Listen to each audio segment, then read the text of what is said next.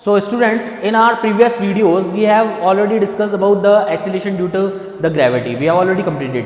Now come on to the next topic, motion of object under the influence of gravitational force of the earth. ठीक है, अब हम object के जो motions हैं, जो कि उनका इन्फ्लुएंस पड़ेंगे अर्थ की ग्रेविटेशनल फोर्स के. तो the three equations of motion we have derived earlier is for bodies under uniform acceleration. ठीक है, जो हमने मोशंस की तीन इक्वेशन पढ़ी है आज तक, तीन v equals to you plus A T, S equals to U T plus half A T square और v square equals to you square plus 2s, जो हमने 9th क्लास में पढ़ी थी. इसको अब हम पढ़ेंगे ड्यू टू ग्रेविटी के कारण. ग्रेविटी के केस में पढ़ेंगे. अभी तक हमने यूनिफॉर्म एक्सीलरेशन के उसमें पढ़ा है कि नॉर्मल हमने स्ट्रेट लाइन में यूनिफॉर्म मोशन कर रहा है या नॉन यूनिफॉर्म मोशन कर रहा है. अब हम ग्रेविटी के रेस्पेक्ट में बात करेंगे. Since in case of motion of bodies under free fall, यानी फ्री फॉल वही ग्रेविटी के केस में, there is also uniform acceleration. अब देखो इसमें फ्री फॉल के अंदर भी यूनिफॉर्म एक्सीलरेशन होगा. ठीक है, that is acceleration due to gravity acting downwards. अब देखिए यूनिफॉर्म एक्सीलरेशन क्या बोल रहा है कि जो एक्सीलरेशन प्रोड्यूस होगा ड्यू टू ग्रेविटी की ग्रेविटी के कारण, और किधर होगा? डाउनवर्ड्स, क्योंकि अर्थ तो नीचे की तरफ ही अट्रैक्ट करेगा ना. ठीक है, so the previous three equations of motion can be applied for the motion of the bodies under the free fall as follows. ठीक है, जनरल इक्वेशंस ये थी, first second third, v equals to you plus A T, S equals to U T plus half A T square, V square equals to you square plus 2s. अब ये free fall के लिए इसको हम कैसे change करेंगे? जैसे हमने स्मॉल a को स्मॉल g से रिप्लेस किया था, ऐसे हम v equals to you plus, यहां पर क्या कर देंगे? g की जगह a की जगह g लगा देंगे. तो तीनों इक्वेशन में हम a की जगह क्या पुट करेंगे? Small g. ये देखिए ये g, ये g, ये g, और same as it is equations वही रहेंगी जो मोशंस की होती हैं. ठीक है ना.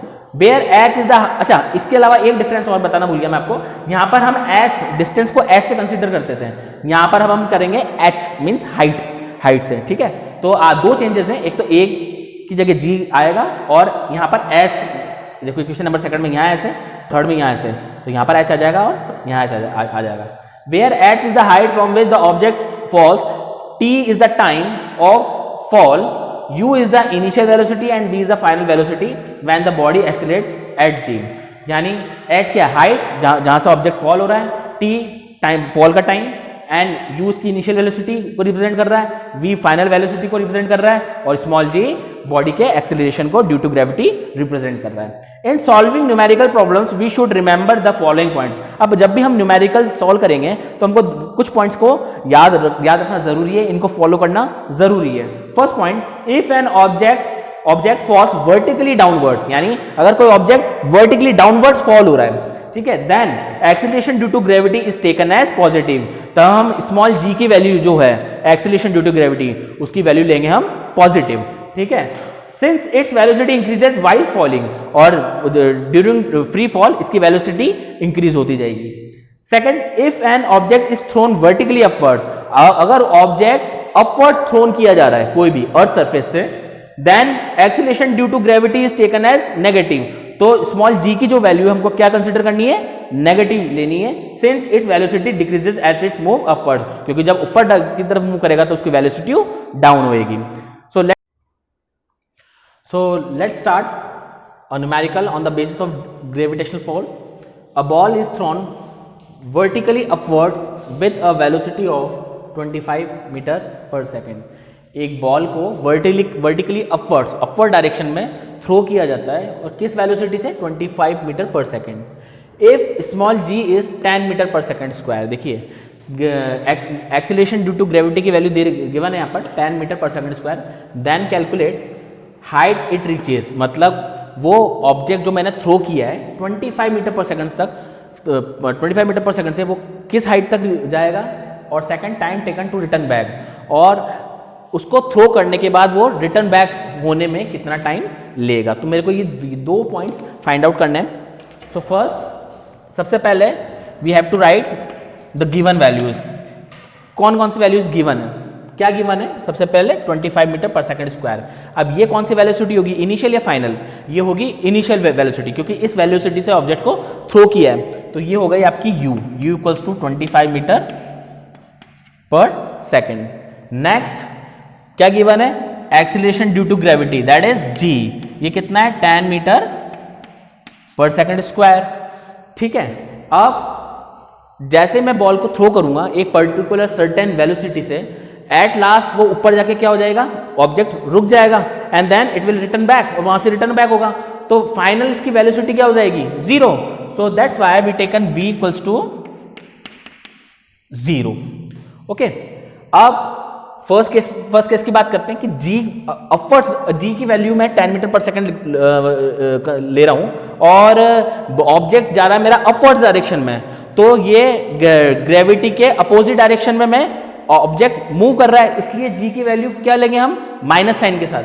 तो यहां पर मैं g लिखूंगा, g equals to -10 metre second square.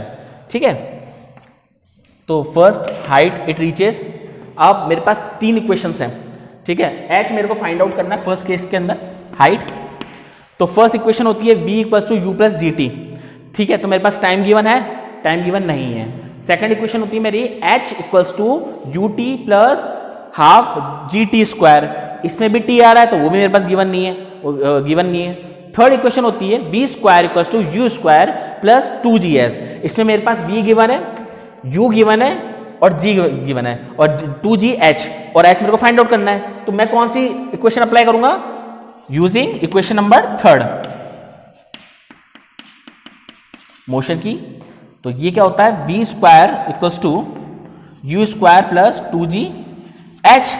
तो h क्या हो जाएगा मेरा, h हो जाएगा मेरा v स्क्वायर, u को इस लेफ्ट हैंड साइड ले आऊंगा, v square minus u square और 2gh इसके अपॉन में चला जाएगा 2g. तो ये आ जाएगा h की value v square minus u square equals to 2g. अब v की वैल्यू कितनी, 0. मैंने 0 का होल स्क्वायर माइनस u की वैल्यू कितनी मेरी 25, माइनस 25 का होल स्क्वायर अपॉन 2 इंटू जी की वैल्यू कितनी है, -10. ठीक है, तो जैसे इसको सॉल्व करेंगे तो ये आएगा मेरा -25 का होल स्क्वायर, ये होगा आपका 625 माइनस का इंटू अपॉन माइनस के 20, माइनस से minus cancel out, 625 divided by 20. तो ये जाएगा 2 1 2 2 3 6, 2 1 2.3.25 मीटर. ये आ गया आपका हाइट. अब बात करेंगे सेकंड पॉइंट की, time taken to return back. ठीक है, तो उसके लिए मैं इक्वेशन नंबर फर्स्ट यूज करूंगा, इक्वेशन नंबर 1. इक्वेशन नंबर 1 क्या है, v equals to u plus g t. इससे मैं टाइम निकाल सकता हूं, t equals to v minus u upon g. अब देखिए, सबसे पहले मेरे को पूछा क्या गया है, time taken to return back, और मैं इस इक्वेशन से पहले टाइम निकालूंगा अपवर्ड्स टाइम, यानी इसको उस ऑब्जेक्ट को ऊपर पहुंचने में लगा time and then return back होने में टाइम लगा. तो सबसे पहले मैं इसको t1 कैलकुलेट करूंगा, यानी t1 क्या है, टाइम टेकन इन अपवर्ड्स, जब ऑब्जेक्ट ऊपर की तरफ मूव करेगा, और t2 क्या होगा मेरा, टाइम टेकन इन डाउनवर्ड्स. ठीक है, तो सबसे पहले मैं t1 कैलकुलेट कर लूं. t1 आएगा, v की वैल्यू क्या है, 0 माइनस u की वैल्यू हो गई 25 और g की वैल्यू -10, माइनस से माइनस कैंसिल आउट, तो ये आ गया 2.5 सेकेंड्स. अब एज वी नो दैट कि थ्रो करके रिटर्न बैक होने में जो टाइम टेकन होगा वो इक्वल होगा, मतलब जितना टाइम ऊपर जाने में लगेगा उतना ही टाइम उसको नीचे आने में लगेगा. So t1 equals to t2. तो टोटल टाइम टेकन क्या होगा, total time taken to return back, ये होगा मेरा t equals to t1 plus t2, और t1 t2 के इक्वल है, मीन्स 2.5 सेकेंड प्लस 2.5, यानी टोटल टाइम कितना आ जाएगा, 5 सेकेंड्स. Thank you.